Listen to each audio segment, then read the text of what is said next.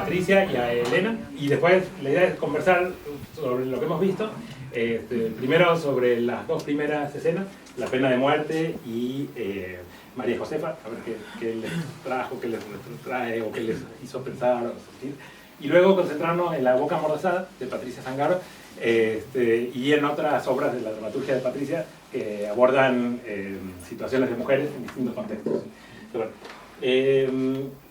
voy a leer, o lo digo así más. Lo digo más, menos académico. Bueno, Patricia Zangaro es dramaturga, es dramaturgista, es profesora de dramaturgia, ahora también es directora. Bueno, tiene una trayectoria amplísima desde los años 80. Ayer justo nos comentaba que participó en Teatro Abierto, que fue bueno, el gran evento social, político e histórico de resistencia a la dictadura. Y después es una de las fundadoras, se podría decir, del movimiento Teatro por la Identidad, que era un movimiento, fue un ciclo al comienzo, ya lleva más de 25 cumple.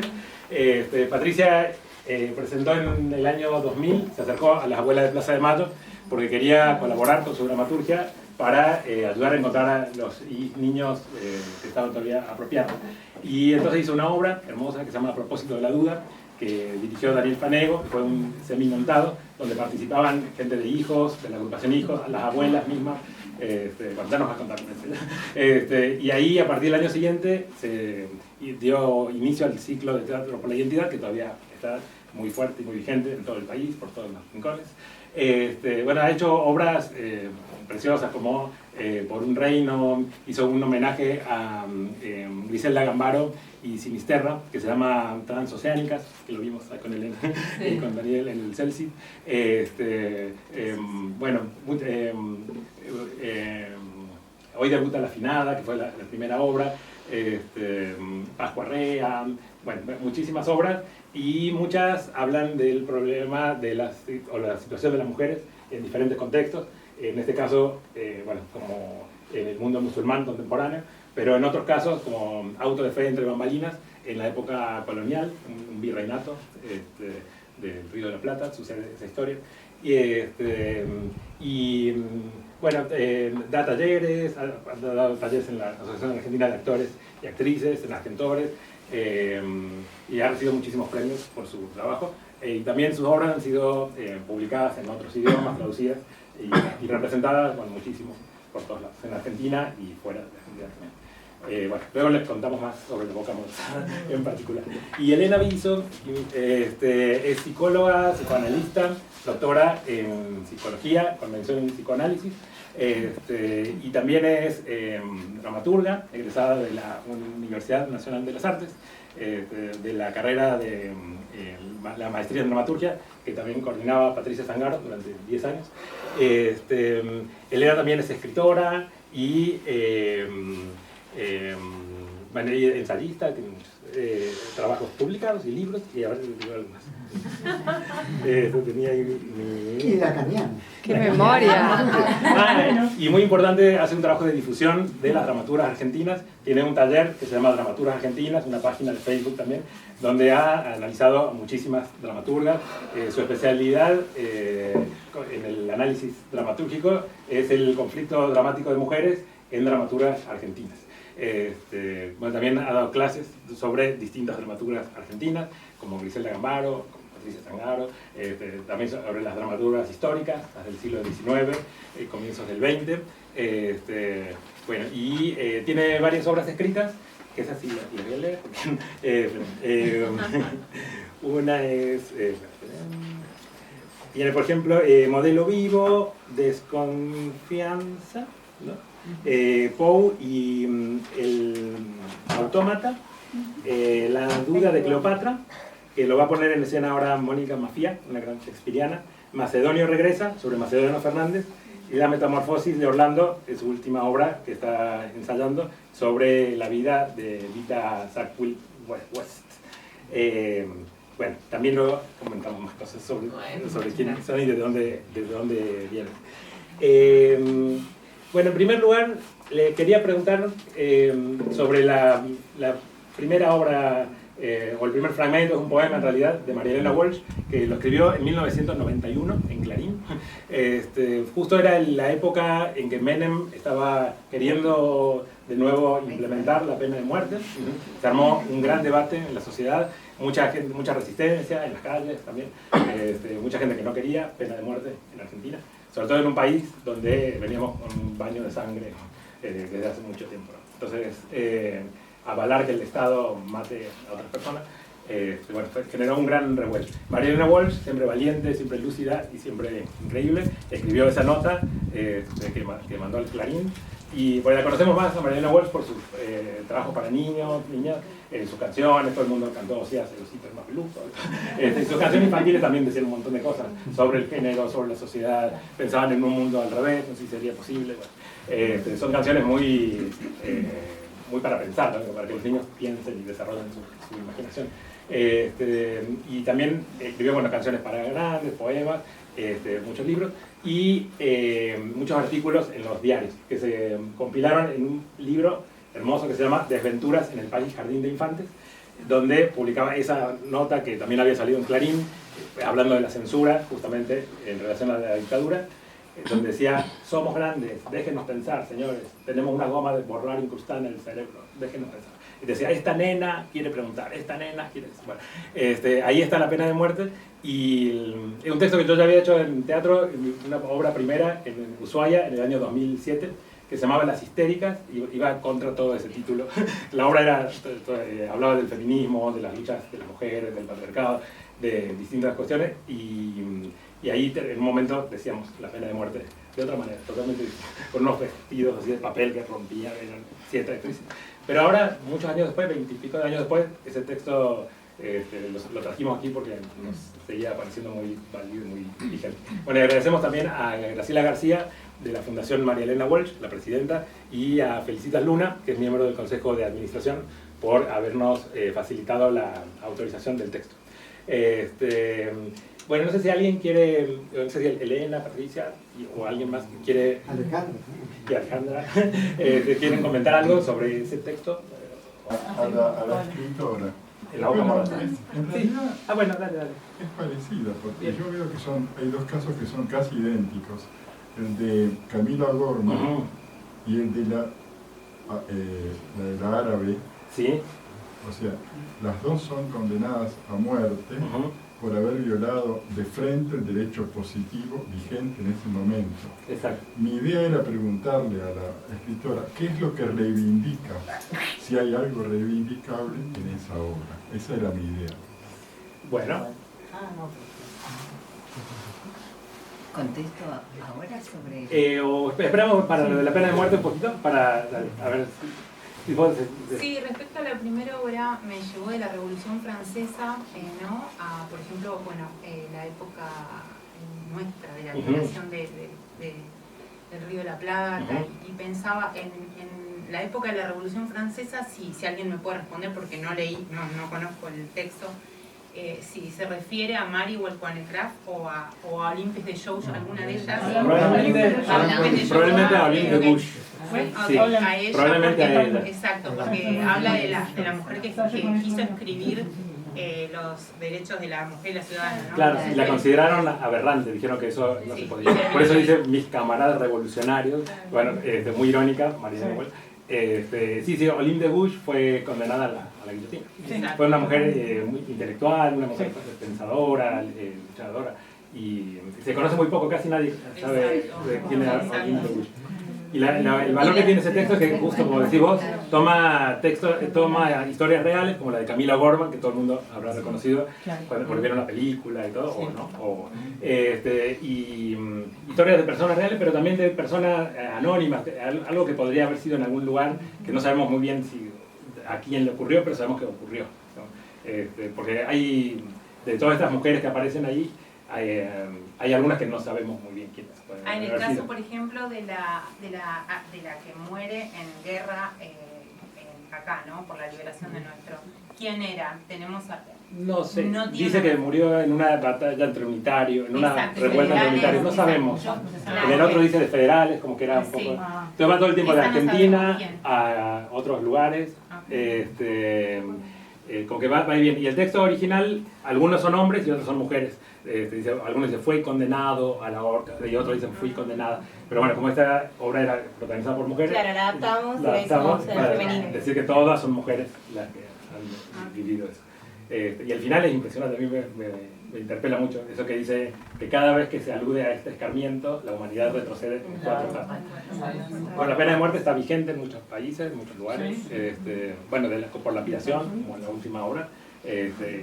La silla eléctrica en Estados Unidos sigue funcionando, en algunos estados. Es inyección ahora. Como una inyección, sí. Hubo una película hace tiempo que se llamó Hombre muerto caminando, que hablaba justamente de eso y planteaba todo el dilema ético. Eran unos adolescentes que habían, bueno, no sé si violado y robado a una pareja. Y habían violado a la chica y habían matado. Exacto. Sí. Y la película planteaba... No eran adolescentes, no eran jóvenes, muy bien. Sí, sí, sí. Planteaba que eso era condenable, pero también era condenable el Estado con la inyección muy aséptica, aparentemente, matando a ese individuo que había matado. ¿Quieres comentarlo? No, el tema me parece que con la pena de muerte es la cuestión de la justicia y la venganza. Me parece que esas son dos cuestiones para... Cuando en realidad lo que se está pidiendo no es justicia, sino la cuestión vindicatoria, ¿no? La venganza del ojo por ojo. La antigua ley del talión, claro, ¿sí? Tal cual. Entonces, sí, que es muy antiguo. Claro, el Código Hammurabi fue el primero, entonces, bueno, me parece que eso es para pensar porque en realidad es totalmente actual. Totalmente actual, sí. Exactamente. Totalmente. Y además, ¿quién decide sobre la muerte de los otros? ¿No? En el caso de Camila, por ejemplo, bueno, ahí está la familia, la iglesia, el poder político del momento. Entonces, ¿quién decide sobre quién muere y quién no? Y las canciones que pusimos ahí en esa primera escena son canciones que trajo Mónica, que al principio iban a ser como canciones de intermedio entre las diferentes escenas, pero nos gustaron para ponerlas ahí. Son canciones reales, bueno, muchos habrán reconocido algunas, el arroz con leche y todo, que parecen muy ingenuas, parecen muy anodinas y no lo son para nada. Nos sorprendió muchísimo la letra, escucharla y poder tratar de analizarla y entenderla con un poco de distancia. Esa que dice que los soldados le pisan el pie, que las niñas chiquitas, que tienen que tener un vestido y que es muy bonita y no sé qué. Bueno, nos parecía como atroz. Las niñas crecían con esas canciones. Bueno, ahí pusimos... El se queda con la morenita. Se queda con la morenita. Y para eso le pusimos una coreografía de Las Primas, no sé si recuerdan un grupo de los años 80, que eran totalmente patriarcales. Bueno, lo que hacían era todo... Estuvimos mirando Las Primas. Y llegan a ser nosotros las primas. Nos inspiramos de Las Primas, pero de forma crítica y burlona sobre eso. Mandatos familiares había, bueno, eso de la niña se tiene que casar, la niña tiene que coser, la niña tiene que bordar, la niña tiene que... todo. Bueno, y permitía como mirar de otra manera. Entonces, si alguien quiere decir algo más de esa primera escena de Marianela Walsh, o se ha cumplido hace poco un aniversario de la muerte de Marianela Walsh. Ahora la fundación se llama Marianela Walsh Sara Facio, en homenaje a su compañera, que también eso fue invisibilizado muchas veces. Dicen, es una amiga, y ella pone el fantasma en el parque, ninguna amiga, es mi amor de toda la vida, no es mi amiga, es mi amor. Bueno, queríamos traer unas fotografías de Sara Facio, pero era complicado todo nos dijeron que sí, que queríamos. La logística era complicada, entonces la vamos a hacer más adelante, quizá un homenaje para Marianela Walsh sola y fotos de Sara Facio. Hermosa, sí, una gran fotógrafa increíble, sí, muy bien. ¿Alguien quiere decir algo más de la primera escena? Bueno, vamos con la segunda escena, que es María Josefa de Federico García Lorca. Al principio, el año pasado, cuando hicimos el taller, teníamos otra escena que era Clitemnestra, de Marguerite Yourcenar, que es preciosa, es muy hermosa. Pero bueno, esa tiene un tema con los derechos, que hay que hacerla completa, no se puede hacer así un pedacito y nada. Entonces, tenemos como otro proyecto más adelante con Mónica de hacer Clitemnestra. Pero entonces cambiamos esta vez por María Josefa, que era un personaje que Mónica ya había trabajado en otra obra. Ella había trabajado en la casa de Bernarda Alba completa y hacía el personaje de María Josefa hace varios años, ¿verdad? Sí, como 10. Como 10 años, sí. Y entonces trajo la idea, y digo, ¿por qué no hacemos María Josefa? Porque más o menos tenía hilvanada la letra y queríamos sacarla al toro, digamos. Exacto. Y como les decía, es un texto que hoy cumple 80 años de estrenado. Pasó mucho tiempo antes de que se pudiera estrenar. Lo escribió Lorca en el año 36. ¿Y qué vigencia que tiene este texto? Escrito en el año 36, justo unos meses antes de morir, de que lo mataran, de que ser asesinado, exactamente, de morir. Y se lo leía a todos sus amigos, era un texto que quería mucho, iba y se lo leía, se lo leyó a un montón de gente, y andaba con el manuscrito ahí por todos lados, y obviamente que lo quería poner en escena y todo. Y ese texto fue también, entre muchas otras cosas, algo que tiene que ver con el asesinato de Lorca, porque hay toda una rencilla familiar entre los Lorca, los Roldán, los Alba, justamente, que eran todos vecinos ahí cerca de Granada, donde vivían. Y entonces él dijo que iba a ser un drama de la sexualidad andaluza, de las mujeres andaluzas. Y bueno, se corrió la bola que iba a hacer esa obra sobre la sexualidad andaluza, y que se llamaba Bernarda Alba. La vecina se llamaba Frasquita Alba, Frasquita Alba. Y entonces los primos se pusieron muy nerviosos, todos somos Alba. Porque él escuchaba, le encantaba como mirar y escuchar así escuchar todas como los griteríos y las cosas que había entre los vecinos. Y esta era una señora así, parece muy mandona, que tenía sus hijas un poco... no eran 5 como en la obra, sino que eran 4. Y bueno, esa obra la escribió en ese contexto, y es una obra que para mí no se tiene una vigencia impresionante, porque la escribió antes del franquismo, antes de la guerra civil, y anuncia eso, casas, dice quiero casas abiertas, aquí hay mantos de luto, y él dice en la obra que quiere ser un documental fotográfico, dice nada de poesía, después nada que ver, vieron los textos de María Josefa, es pura poesía, todo es poesía, pero decía, no quiero nada, esto es todo real, nada de poesía. Bueno, y quería eso, la idea de un documental, que mostrara cómo vivía la gente ahí. Y dice, paredes blancas, inmaculadas, encaladas, todas de negro, y todos estos textos de Bernarda que conocerán. Dime, Carlos. Una pregunta, ¿el texto es exactamente el que escribió Lorca? Exacto. ¿O está...?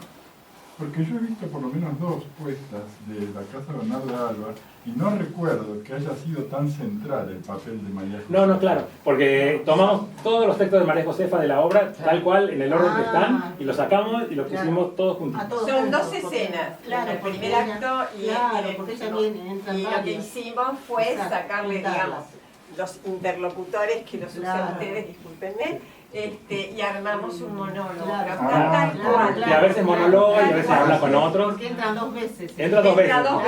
Y nosotros lo unimos. Y en todo el acto 2 no aparece, o sea que da idea que está encerrada la señora allá. Sí. Y bueno, todo el tiempo se hace referencia, Bernarda Alba dice, déjenla, las criadas dicen, ay, se salió de nuevo. Entonces dice, uy, la van a ver las vecinas. Lo que le importa sobre todo es el qué dirán, claro, que la mina, que además dice cosas muy inconvenientes. También sobre la sexualidad. A mí me parece un hallazgo de parte de ustedes, además del trabajo de Mónica, muy interesante. Extrapolar ese personaje y darle vida autónoma. Sí, porque siempre la centralidad es la de Bernarda, sí, exacto, que encarna el mandato patriarcal. Total. Pero María Josefa encarna justamente la resistencia. Muy bien, sí, a esa exacto. Y es muy fuerte además que la recuperación de la sexualidad femenina sea a partir de una mujer mayor, de una anciana. Y otra cosa que es muy perturbadora es que el precio de esa libertad sea la locura. Sí, ¿no? Totalmente. Totalmente. Me pareció muy interesante. Totalmente. Sí, y es un personaje que vive encerrado, no se sabe hace cuántos años que está encerrado, porque ahora Bernarda dijo, ahora hay 8 años de luto porque murió el marido. Bueno, pero no sabemos, la mujer está hasta tiempo estaba encerrada, no sabemos cuándo. Encerrada y maltratada. Maltratada, en un momento se queja, dice, las criadas dicen, le dice que le dan agua de los perros, dice que no sé qué. Bueno, no sabemos si es cierto o no, pero se queja de todo lo que la maltrata. Y la tratan realmente muy mal. Dice, tiene las manos como ganzúas, agarra, por decir, todo el tiempo se quiere escapar, quiere esto de libertad, del campo. El maltrato a la tercera edad, con lo cual es muy difícil. Sí, totalmente, eso nos dimos cuenta después. Dijimos, ay, qué bueno, tomamos una mujer grande ahora también. Sí. Así que, bueno, este texto cumple 80 años hoy, de estrenado. Después de muchos años de censurado y de prohibido. Y en Argentina recién, porque en España no se pudo hacer durante mucho tiempo. 40 años. O más, ¿no? Sí, todo el franquismo no se pudo hacer, sí. acá, bueno, lo hizo Margarita Xirgu, y fue en Argentina, en Uruguay, en México también, donde se estrenaron muchas de las obras de Lorca, o donde se mantuvo vivo su pensamiento, su obra. Después en España empezaron como mucho tiempo después a... ¿No era esta que actuaba la hermana? Sí, exactamente. Justo, contalo. No, pero estaba como oculto, ¿no? No quería salir en el cartel. La hermana de Concha, y actuó junto con la hija de un señor siniestro que se llamó Ramón Ruiz Alonso, que estuvo involucrado cuando lo llevaron a Lorca hasta el gobierno civil y en el asesinato. Un señor nefasto, y la hija, que se llamaba Penela, Emma Penela, se sacó el apellido de su padre, y entonces era Penela, no Ruiz Alonso. Y ella actuó en esa obra, actuó en la película que vimos hace poco, El Verdugo, que si alguien la vio acá, ella la actriz. Y actuó ella en un papel de las hijas, y la hermana de Lorca hacía otra hija. Pero no sabemos bien por qué no figuró en el cartel, quedó ahí como una cosa, quizá por miedo, Alonso se exilió, quizás por miedo. Alonso se exilió apenas murió Franco. ¿Ruiz Alonso? Murió en Estados Unidos. Ah, mira, no sabía. Mira. Ese tipo como que condensaba todo lo peor del pensamiento, era como la antítesis total de Lorca. Pensaba que el teatro, al contrario, que había que censurarlo, porque el teatro era muy peligroso, y era totalmente hipócrita, hablaba de Dios todo el tiempo, que era muy católico, y bueno, y era un ser siniestro que decía cosas como en la radio, decía, hay que ahogar las gargantas de los traidores en su propia sangre, cosas así. Y antes de irse, cuando se fue a Granada, se lo encontró en el tren y le dijo a un amigo, un lagarto, no lo quiero ver, y se encerró así como para no ver.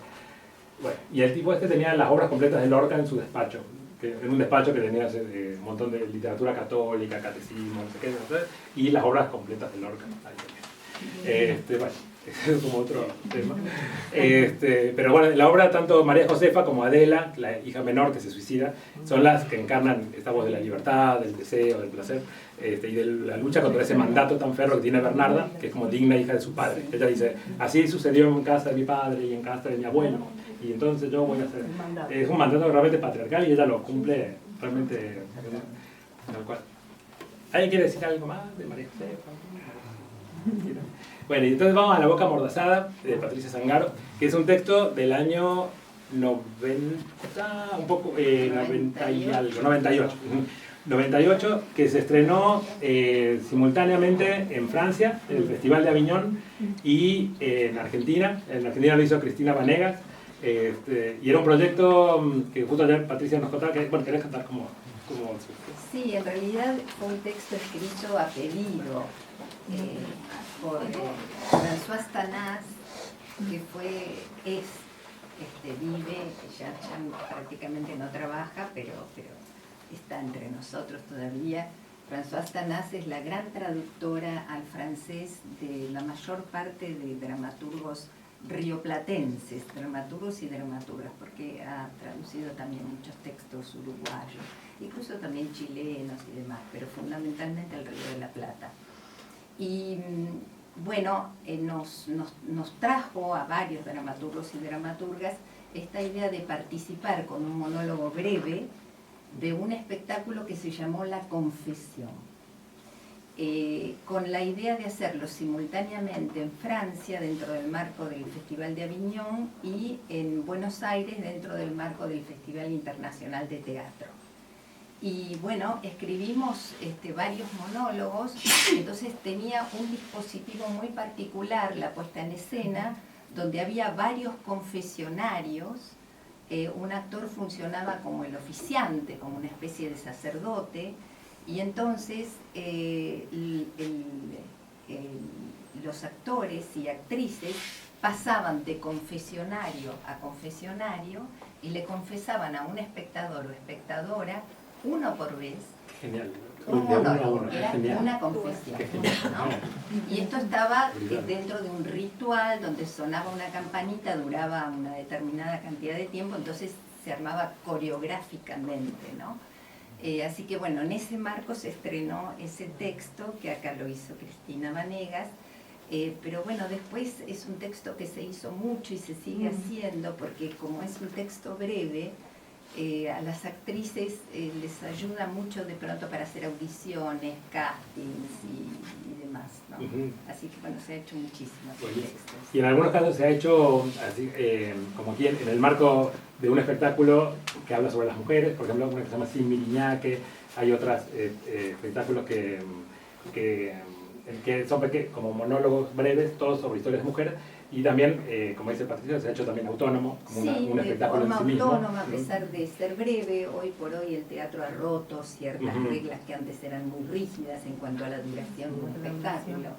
Entonces, bueno, enriquecido el texto con una puesta en escena, de pronto puede durar entre 20 y 30 minutos y también funcionó de manera autónoma.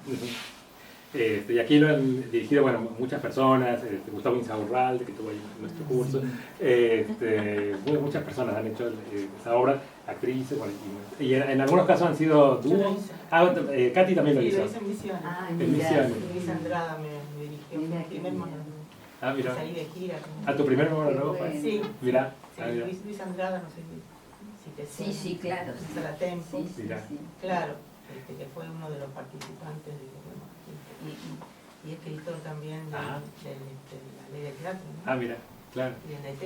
Mira. Y vino a mí porque una actriz había hecho en Sexy un taller y le gustó ese monólogo y lo trajo y bueno, y yo ya estaba queriendo hacer monólogo, así que la verdad que fue un placer hacerlo. ¿En qué año fue? Y no quiero decir. ¿En alguna? Fue muy, creo que hace 20 años. Mira. Sí, qué bueno. Hace 20 años. Mira qué bueno. Estoy a 15 acá y sí. Mira, qué bueno. 20 años, así que... Y a veces se ha hecho como dúo, también lo he visto, como dúo de dos mujeres. No me imagino bien cómo puede ser. Después un dúo entre un hombre y una mujer, o una mujer. El monólogo y un compañero, salimos de gira con dos monólogos. Él hacía el de... ¿Qué hacía Chechi? El de... Un monólogo donde se juntaron tres textos vinculados con la vida marginal de Buenos Aires, el vendedor de diarios. Y aquí, quería preguntarle a Elena, por ella trabajó en su tesis de maestría, el conflicto dramático de mujeres en dramaturgia argentina, y me tomó, entre otros, el texto de Patricia Zangaro, y quería, ¿cómo ves vos ese texto? ¿Desde qué lugar lo lees? ¿O qué te interpela ese texto? La boca amordazada. Bueno, yo creo que es un texto magnífico. Yo admiro profundamente a Patricia. Hice la maestría que ella dirigía, o sea que profesora, magnífica, autora. Ella sigue la tradición gambariana, de Griselda Gámbaro, que yo también admiro enormemente. Y voy a pasar un aviso. En YouTube ustedes pueden buscar un curso que dictamos con Rodrigo, que es el mejor socio que he tenido en mi vida de trabajo. Igualmente. Hemos dictado cursos de dramaturgas argentinas, Griselda Gámbaro, Patricia Zangaro, Susana Torres Molina, histórica, y Luisa Calcumil. Y si ustedes buscan en YouTube Patricia Zangaro, Rodrigo Marco del Pont, en la búsqueda de YouTube, van a dar con la clase en la que Patricia habla de toda su obra, ¿no? Es hermosa. Una entrevista como de cierre del curso, porque analizamos la obra de Patricia muy en detalle en 4 clases. Y en la quinta estuvo Patricia hablando de toda su obra. Respecto de esta obra, considero que logra decir algo prohibido a las mujeres, que es hablar de su goce, ¿no? Y voy a ir a la filosofía de Lucy Irigaray. Lucy Irigaray ha sido, y es actualmente contemporánea, es una filósofa que funda el feminismo a la diferencia en una tesis muy controvertida por la que Lacan lo echó a Lucy Irigaray de su escuela de analistas. La tesis se llama Espéculo de otra mujer. En esa tesis Lucy Irigaray critica a Freud por su machismo, ¿no? Hace una crítica muy sarcástica a Freud y a Lacan mismo, porque lo que afirma Lucy Irigaray en una defensa que hace posteriormente, en un libro posterior a su tesis, es que a las mujeres siempre les fue prohibido hablar de su goce. Por eso Freud, en su conferencia La feminidad del año la conferencia 33, dice que las mujeres saben de sí mismas, pero Freud se declara el misterio de lo femenino. Y de ese misterio femenino se agarraron todos los psicoanalistas posteriores para no decir nada del goce femenino. Y en esta obra, que es breve y es magnífica, la protagonista del monólogo habla de su goce. Asume el derecho, ahí sí reivindica el derecho de una mujer de hablar de su goce femenino, ¿no? Del goce sexual femenino. Quiero decir que en este momento, hablando de la ley contemporánea en el mundo, hay una obra que está circulando en todo el mundo, ahora la está dirigiendo Andrea Garrote acá en Buenos Aires, protagonizada por Julieta Silverberg. Yo la vi 3 veces. Sola, me llevó mi hija y después me llevó mi sobrino. Porque a los adolescentes les interesa ver ese espectáculo. ¿Por qué? Porque justamente narra la historia de una abogada que fue violada por un colega y que ante la justicia a la que ella diría como abogada, nadie la escucha, ¿no? Entonces la ley ha sido escrita por hombres, por varones. Y eso lo padecen las mujeres que se divorcian, por ejemplo. Esto yo sé que es bien polémico, pero es así. Es sin eufemismos. Es bien actual. Bien actual. Sí, esta obra, o sea, de los psicoanalistas patriarcales, que uno dice, el gozo femenino no existe, dicen algunos. O el gozo femenino es desconocido para ellos, que son varones. Pero la obra de Patricia, La boca amordazada, habla y dice el derecho de una mujer ante la muerte que se le viene de defender su satisfacción sexual. Lo digo como psicoanalista, ¿eh? Ustedes escucharán esto. Esta cuestión es de una psicoanalista que está hablando. Entonces, la obra de Patricia dice el goce femenino, lo que Irigaray, feminista de la diferencia, denunció en el año 74. Tiene esto una atadura en la filosofía del derecho, de la filosofía feminista de la diferencia. Lucy Irigaray se doctoró en París 8 con su tesis, no era ninguna improvisada.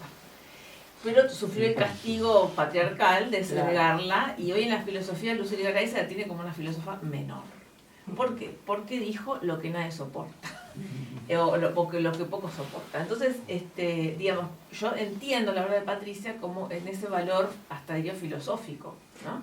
De esa valentía enorme de que una mujer defienda su satisfacción sexual, una mujer, como el personaje de la obra, que fue casada por obligación con un hombre que llevaba décadas, viudo, casada siendo adolescente, sin que nadie le preguntara si quería, finalmente encuentra una vía para su vida íntima, ¿no?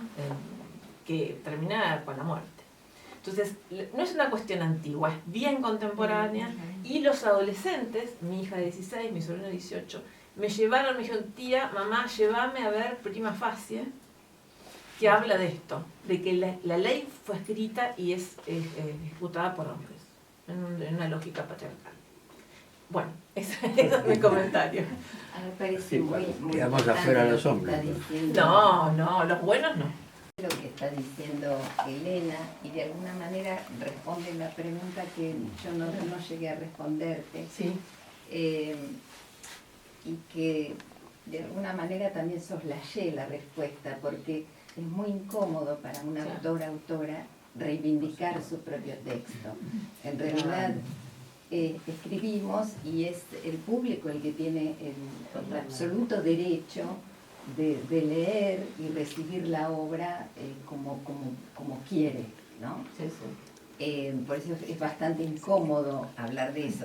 Yo sí puedo contarte el proceso de gestación de la obra, que surge justamente en el año, creo que 97, 98, por allí, porque se hizo en el 99, pero yo la escribí antes, y la escribí a partir de una noticia en el diario del año 96, 97, que fue cuando el Talibán tomó por primera vez el poder en Afganistán. Y la noticia relataba la lapidación justamente de una mujer por haber cometido adulterio. Lamentablemente el Talibán ha vuelto al poder, la situación de Afganistán es tremenda, no solo para las mujeres, sino para la población en general, porque hay una situación de hambruna espantosa, la crisis humanitaria poca veces vista, pero bueno, con el transcurso de las décadas hemos, entre comillas, naturalizado algunas cosas, pero en aquel tiempo para mí fue absolutamente aterrador leer esa noticia, que me parecía retrotraerme a la época bíblica. Esto sigue ocurriendo hoy. Y escribí la obra en ese estado, te diría, de perplejidad. Pero como siempre ocurre, cuando escribimos también somos escritas. Entonces aparece ese final donde ella dice que la aterra el tormento, el sufrimiento de ver los ojos de su niño, obligado por el padre a presenciar la lapidación, pero lo que más me aflige es que ya nunca más podré gozar del cuerpo de Magnífica. Yo no me propuse escribir eso, pero eso apareció. Lo salió solo. Pero me parece muy bien. Y aparece nunca más.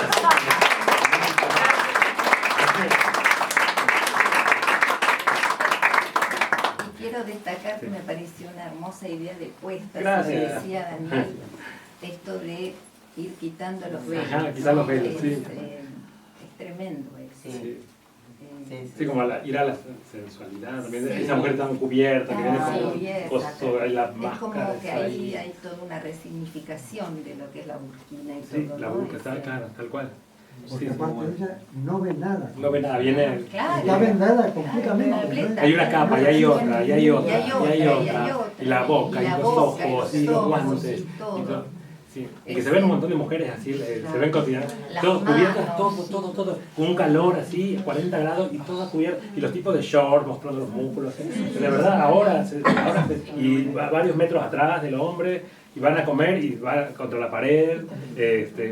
Hay una organización, ABAS, creo que me llegó, para que la firme, donde hay, digamos, la posibilidad de dictar una ley en uno de esos países, que no sé cuál es, para ya, a partir de los 9 años, casar a las niñas. Ya convertido en ley. Y acá en Argentina también pasa acá en Argentina. Pasa acá en Argentina. Sí, sí. El trabajo el trabajo tuyo, Patricia, el trabajo tuyo, el nuestro, es un trabajo de resistencia también, es una forma de resistir y decir, bueno, esto no tiene que seguir, porque lamentablemente, sí, si nos remontamos a tal época y a tal lugar, esto sucede en la Argentina, sí, acá casi cerca, diría. Sí, en Pinamar. Sí, claro. Sí. Entonces, no es que el personaje de la boca amordazada es apedrada porque es adúltera. O sea, fue casada por obligación, por el padre, sin tener la menor idea, por un hombre muchísimo mayor, y lo que ella hace es, ni siquiera, o sea, no es que se revela, ella se defiende y dice su verdad 5 minutos antes de que la fueran a apedrar. O sea, rompe el silencio, esa es la valentía del personaje. A mí me resultó duro el texto, o sea, para trabajarlo. Y bueno, en el día de hoy, que es el Día de la Mujer, no festejo, es conmemoración, bueno, por todas estas mujeres que padecen estas cosas y otras, muchísimas otras índoles. Sigamos haciendo esto cada uno desde su lugar. Y gracias, Patricia, por haber venido, por estar acá compartiendo esto. Perdón por mi falta de memoria.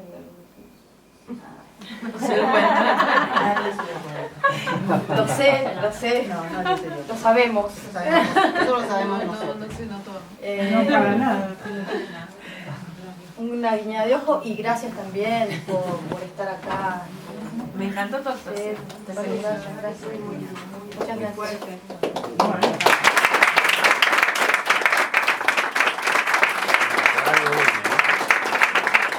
Apedreamiento. En ese caso no hay un verdugo, sino que todo el pueblo participa, es un castigo ejemplar. Tirándole piedras. Claro, un espectáculo y es un castigo para que los demás no hagan eso. Una movida. Ejemplificador. Claro. Adelante del hijo. Adelante del hijo para que vean. Muchas gracias. Adiós. ¿Alguien quiere comentar algo más de esta obra o preguntar algo? El agradecimiento a ustedes. Gracias. Gracias. Pues quería hacer otra, aprovechando que está Patricia aquí, que está Elena también, hablar un poquito de otras obras de Patricia que tienen que ver con las mujeres, con otras historias de mujeres.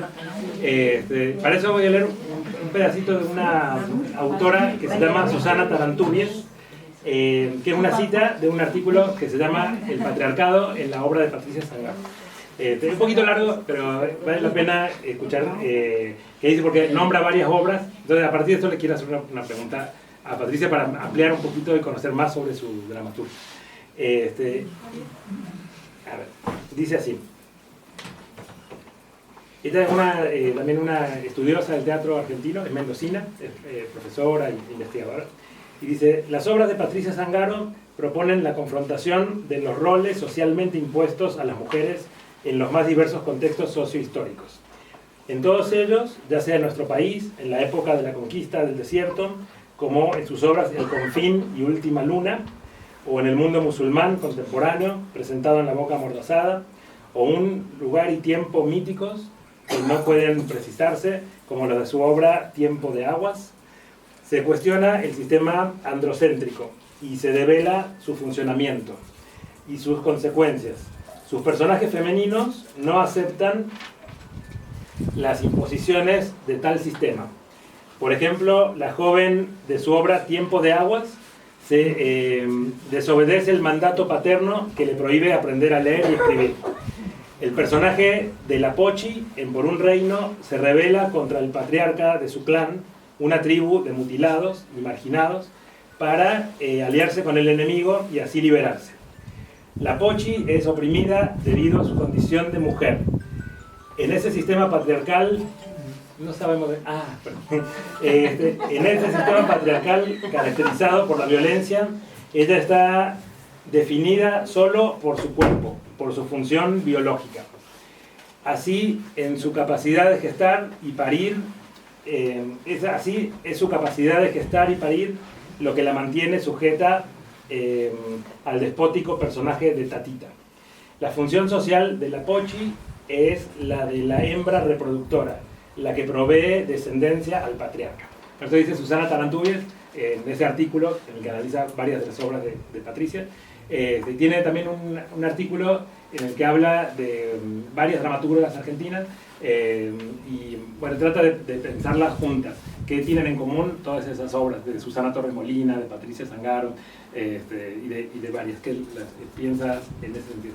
Entonces, bueno, a partir de una cita un poquito extensa, pero que nombra estas obras como Por un reino, bueno, La Boca Amordazada que vimos, y también Tiempo de aguas, que es una obra que me encanta, es una obra que sucede como en un río, pero no se sabe bien cuándo, dónde. Son dos mujeres que hablan, una más grande, mayor, y una más joven. Entonces, bueno, a partir de esta autora, te quería preguntar, justo que hoy es el 8 de marzo, el día de la mujer, ¿cómo... bueno, el tema del género es importante en tu obra, ¿no? Hoy hablábamos también de la primera, la final la leí, ya la había leído, pero ahora la volví a leer, me parece brutal. Tiene como humor, pero hay momentos que, ay, ¿qué está pasando? Que es muy fuerte. Entonces, eso, ¿cómo son tus personajes femeninos o cómo ves vos esta cuestión vinculada al género en tu dramaturgia? Ese es el tema. Bueno, un poco lo que contaba esta mañana con las amigas de que vinieron a vernos. Que está en YouTube ya. Ahí está. Qué bueno. Bueno, lo de YouTube que mencionaba Elena es para escuchar no solamente la charla que hicieron conmigo, sino con todas las dramaturgas que trabajaron, porque es notable el trabajo de investigación que hacen los dos. Realmente es notable. Y también con respecto a la obra, no solo mía, sino de las dramaturgas también que nombraron y de otros dramaturgos de toda Iberoamérica. Si quieren pueden consultar el sitio del CELCIT, CELCIT las dos veces con C, el Centro de Estudios de Teatro del Iberoamericano, que tiene una página que es Dramática Latinoamericana. Y de ahí se pueden descargar de forma gratuita todos los textos que les interesen, de diversos autores, es extraordinario eso. Bueno, no quiero aburrir mucho hablando de mi obra. Por supuesto que sí atraviesa aquello que cuando yo empecé a escribir no tenía plena conciencia de que escribía desde una perspectiva de género. Después con los años fui dándome cuenta de que aquello era escribir con perspectiva de género. Pero sin duda, bueno, mi condición de mujer y toda la historia que las mujeres arrastramos de milenios, eso nos habita y eso aparece cuando escribimos, cuando nos expresamos, cuando actuamos. Me parece muy importante recordarlo hoy. Agradezco muchísimo que esta invitación a asistir a esta puesta se haya producido hoy en el Día Internacional de la Mujer y en un marco global y nacional donde hemos retrocedido en 4 patas. En varios derechos conquistados. Así que estamos en un momento donde sí, la resistencia es vital, como decías vos, cada uno desde su lugar, ¿no? Pero sí, tenemos que tomar conciencia de que son derechos adquiridos que ya no podemos poner en cuestión, ¿no? Porque estamos poniendo en cuestión la democracia misma. Y bueno, esto no es una cuestión solamente acá, en nuestro país es una cuestión global, todo este auge de lo que se llama las democracias iliberales, porque son democracias que acceden al poder a través del voto popular, pero que poco a poco se construyen como regímenes totalitarios. Esto está muy bien analizado por diferentes pensadores de hoy, como Daempoli, como Saddam de Francia. Bueno, si uno mira los fenómenos desde la construcción de Beppe Grillo y el movimiento 5 estrellas en Italia, hasta Orbán en Hungría, Trump, Bolsonaro, en fin, no es ajeno lo que está ocurriendo. Y siempre es con los sectores más vulnerables, con las mujeres, bueno, nuestro país, con las personas con discapacidad, con los jubilados terminales, con el colectivo LGBT. Patricia, te quiero hacer una pregunta y a todos. ¿Vieron el spot de la Casa Rosada hoy? No. Buen día. Lo de Bahía Blanca. Bueno, si pueden, véanlo. El spot por el Día de la Mujer. Dice que algo así como que están muy orgullosos de dar la batalla cultural contra... Directamente es un ataque. Sí, más de lo que... Pero contra la ideología de género. O sea, yo amanecí hoy con este spot y todas las compañeras periodistas del país hablando de no estrategias. Estamos siempre pensando en estrategias de contranarrativa o qué hacer, porque si lo recompartís le das más visibilidad. Entonces es preferible, bueno, lo que hicimos y decidimos, se los comento, el que quiere hace lo que quiere, pero digo, lo vimos porque obviamente algunas no aguantaron terminar de verlo, con eso lo digo algo ya.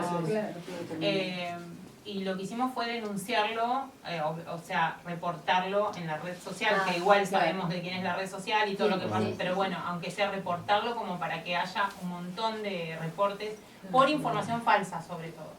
Porque además, obviamente, oficial. Es vergonzoso que sea oficial. Pero ese es el abuso que tienen de poder hoy. Sí, anti-mujer, o sea, anti-mujer, anti-todo, o sea, más fuerte de lo que hemos escuchado hasta ahora. Tal cual. Es muy violento. Está en Instagram, lo vi yo, pero está en todas las redes de la Casa Rosada. Todas las redes de la Casa Rosada. Hay que verlo para entender quién es el... O sea, ¿con quién estamos? ¿Con quién estamos? ¿Quién es el hay que mirarlo de frente, o sea...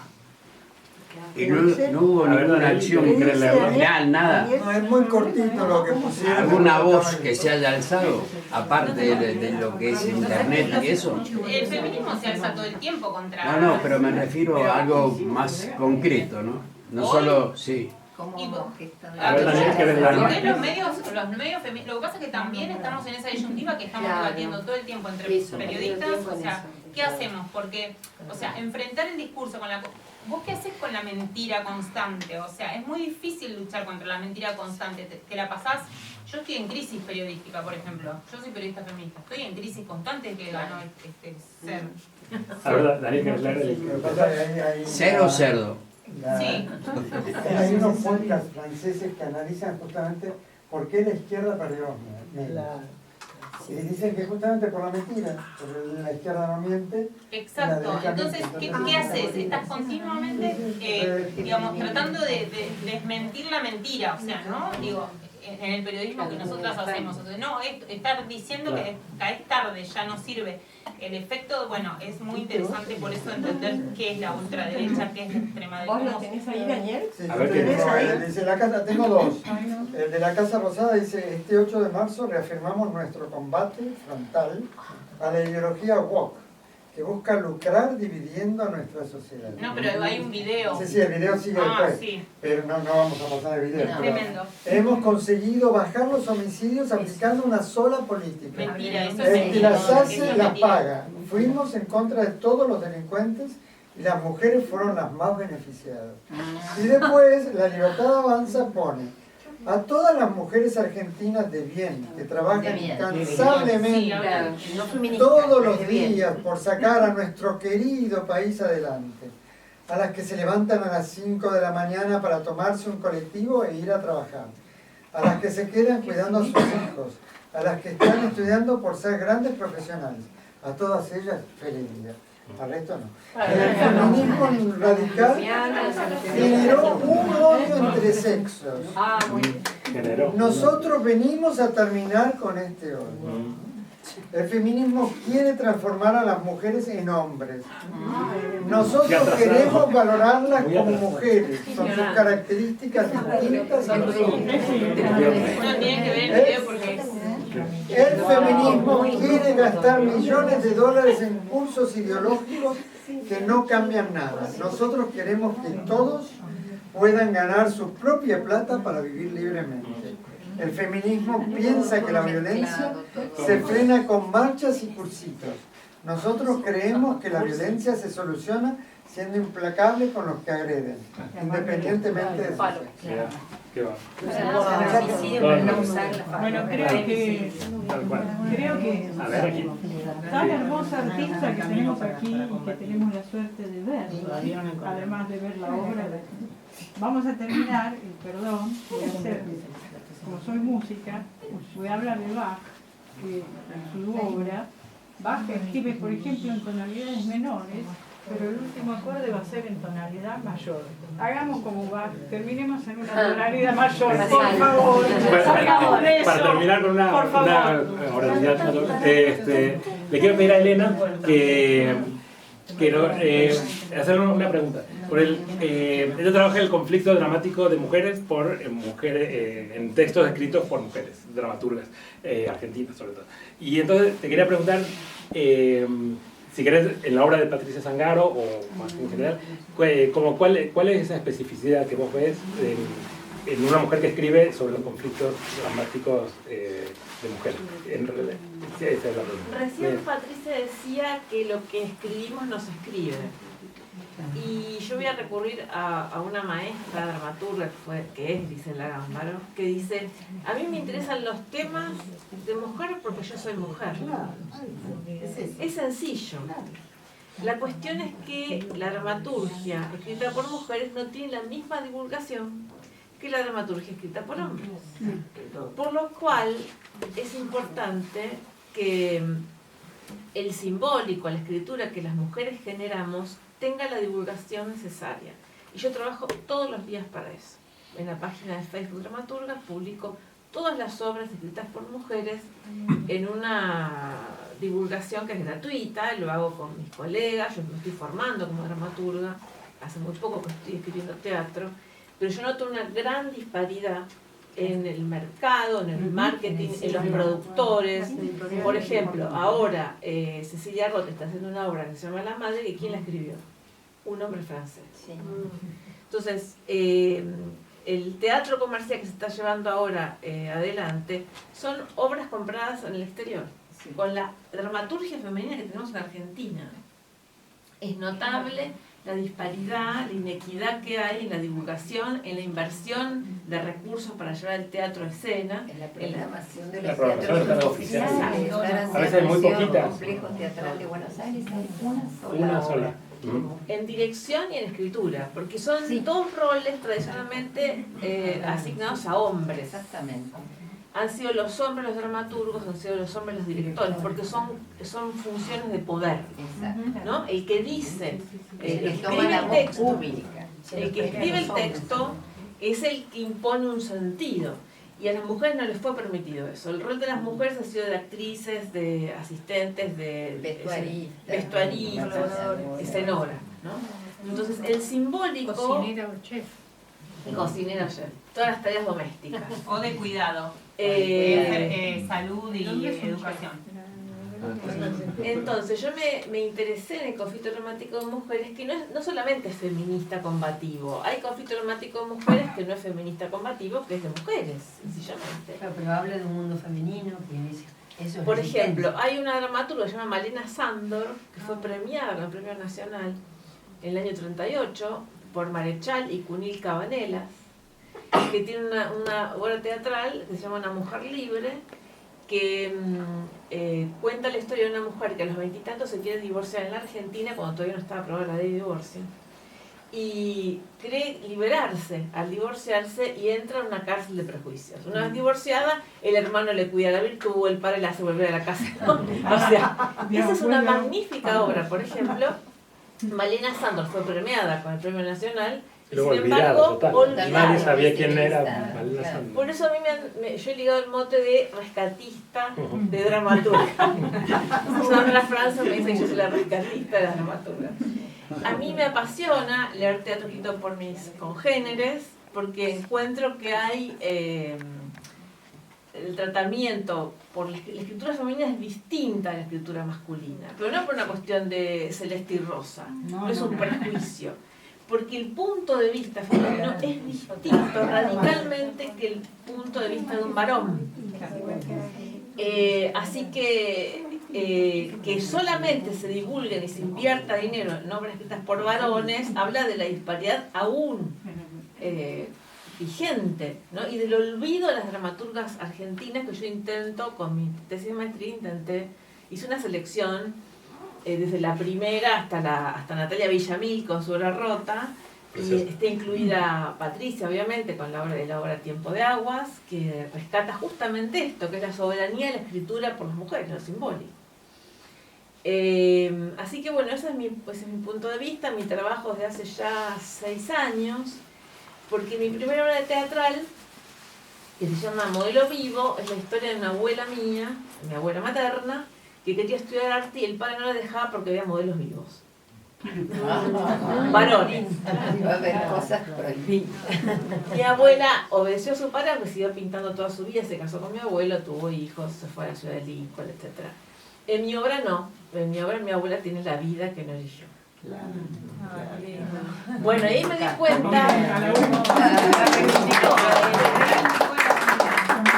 Ahí me di cuenta que a mí también me ocupaba el conflicto dramático de mujeres espontáneamente. Yo no lo busqué, me vino a buscar la escritura, me aparece. Ahora también estoy escribiendo una obra, ensayando una obra sobre Evita Sackville West, que fue la inspiradora de Orlando de Virginia Woolf. que hay toda una historia detrás de esa novela de Virginia Woolf, Orlando. Entonces, me convoca el conflicto dramático de mujeres, pero no por un combate feminista, sino porque mi sensibilidad me lleva a escribir sobre mi género. No puedo disociarme de ser una mujer, ¿no? Combata o no, no soy una feminista combativa, aunque ustedes me escuchen un poco nerdecida. Se nota, no soy una combativa, pero yo le doy mucho lugar porque yo me identifico y resueno con la escritura de mis congéneres, es inevitable. Así que bueno, eso quería decir. La obra Tiempo de Aguas de Patricia, que ella escribe con otra economía de recursos, sin referencias históricas, en un lugar rural, en una inundación, justamente habla de esto, de la escritura de las mujeres, del derecho a escribir, de transmitir y de generar simbólico propio. Bueno, y eso era. El Día de la Mujer para mí es una felicidad enorme estar acá. Y ahora resto con ustedes. Gracias.